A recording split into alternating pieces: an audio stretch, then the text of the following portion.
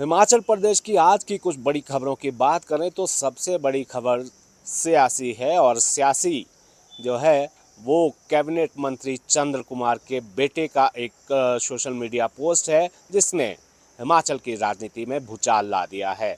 और कैबिनेट मंत्री चंद्र कुमार के इस्तीफे तक की बात उन्होंने कही है। तो इसको लेकर पहले उन्होंने एक पोस्ट की कि चंद्र कुमार जो है कल इस्तीफा देंगे। उसके बाद एक और पोस्ट की, उसमें बहुत सारी बातें उन्होंने कही। फिर ये कहा गया कि चंद्र कुमार से बात हुई है, अब कल वो मुख्यमंत्री से बात करेंगे। इसके बाद उन्होंने फिर से एक पोस्ट की कि जिसमें जो अटकलें लगानी है वो अटकलें लगाए। और क्या चंद्र कुमार इस्तीफा देंगे या नहीं देंगे, क्या विधायक भी बने रहेंगे या नहीं बने रहेंगे, इसको लेकर उन्होंने अपनी बात कही। और साथ में ये भी कहा कि उनकी जो है तीखी बहस अपने पिता के साथ हुई है और इस मामले पर आज जो है मुख्यमंत्री से बात की जाएगी। साथ के साथ उन्होंने ये भी कहा कि कुछ लोग हैं जो हाल ही में जो पैसे खाकर भाजपा के लोगों के काम करते हैं, दलाली करते हैं, दलालों के काम हो रहे हैं, इस तरह के शब्द जो हैं नीरज भारती ने कहे हैं। नीरज भारती पूर्व में सीपीएस रहे हैं, विधायक रहे हैं, जो सोशल मीडिया पर अपनी पोस्ट के लिए और जाने जाते हैं कि किस तरह से वो पोस्ट करते हैं और उसके बाद किस तरह से हंगामा मचता है। बेबाकी से वो अपनी बात रखते हैं सोशल मीडिया पर, चाहे वो कड़वी हो, चाहे अच्छी हो, चाहे सच्ची हो, लेकिन उनकी बात पर जो है, उनकी पोस्ट पर हंगामा ज़रूर होता है। और बड़ी बात इसको लेकर हम ये भी कह सकते हैं कि जब कांग्रेस सरकार के भीतर ये चर्चाएं चल रही हैं कि कुछ मंत्री ड्रॉप किए जा सकते हैं, नए चेहरों को मौका दिया जा सकता है या फिर मंत्रियों के विभागों में फेरबदल किया जा सकता है, तो इसको लेकर भी कयास चल रहे हैं। कांग्रेस का जो संगठन है, नई कार्यकारिणी बननी है, इसको लेकर भी बहुत सारे सवाल हैं। तो उनकी पोस्ट ने एक बार फिर से बहुत सारे सवालों को हवा दे दी है कि क्या कांग्रेस के लोगों के, कार्यकर्ताओं के काम नहीं हो रहे हैं, क्या किसी और लोगों के काम हो रहे हैं या किसी एक गुट के काम हो रहे हैं, या फिर कांग्रेस सरकार के भीतर सब कुछ ठीक नहीं है। तो इस मामले पर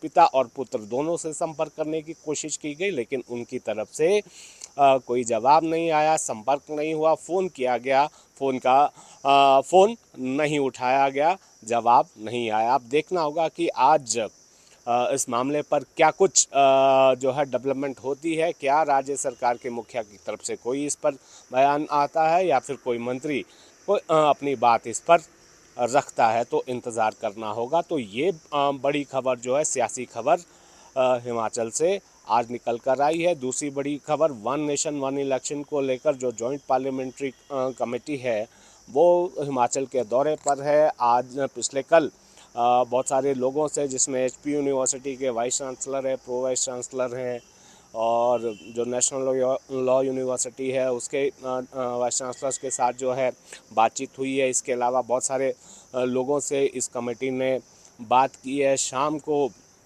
राजभवन भी एक समिति गई थी और एक शिष्टाचार भेंट राज्यपाल शिव प्रताप शुक्ल के साथ की है। तो आज मुख्यमंत्री समिति के साथ चर्चा करेंगे। पहले मुख्यमंत्री जाएंगे और डिप्टी सीएम, उसके बाद जो विधानसभा अध्यक्ष हैं, उपाध्यक्ष, उसके बाद नेता प्रतिपक्ष। और ये जानकारी है कि 1 to 1 बात की जाएगी वन नेशन वन इलेक्शन के मुद्दे पर कि क्या कुछ जो है इसका नफ़ा क्या हो सकता है, नुकसान क्या हो सकता है, हिमाचल में किस तरह से अगर ये लागू होता है तो क्या ये ठीक रहेगा। अगर ये वर्तमान में जो स्थिति है जिसमें मॉडल जो कोड ऑफ कंडक्ट है उसको लेकर बहुत सारे सवाल होते हैं, लॉ एंड ऑर्डर की स्थिति को लेकर सवाल आते हैं, और इसके अलावा जो खर्चा होता है उसको लेकर बहुत सारे ऐसे सवाल हैं जिस पर जो है चर्चा आज ये समिति करेगी।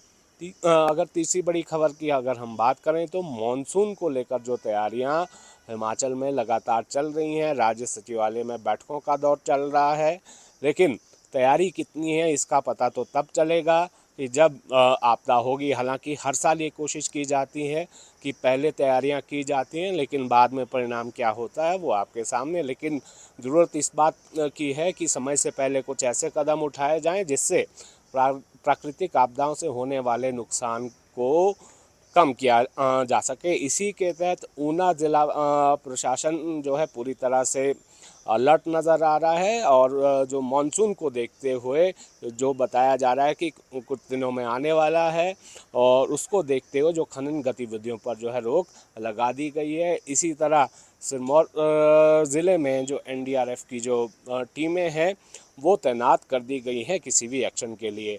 मौसम की ही अगर हम बात करें तो बताया तो ये जा रहा है कि 20 जून के बाद जो है हिमाचल में मानसून दस्तक दे सकता है। प्री मानसून शावर्स जो है देखने को मिल रहे हैं, बारिशें हो रही हैं, लेकिन 20 के बाद जो है बारिशें तेज़ होंगी, और 21 तारीख के बाद जो है ऑरेंज येलो और ऑरेंज अलर्ट शुरू हो जाएंगे। ये जानकारी है, तो एहतियात बरतने की यहाँ पर सलाह दी गई है। और इसी लिहाज से जैसे हमने जिक्र किया कि तैयारियां किस तरह से राज्य सरकार की तरफ से की जा रही है, आपदा प्रबंधन प्राधिकरण की तरफ से की जा रही है।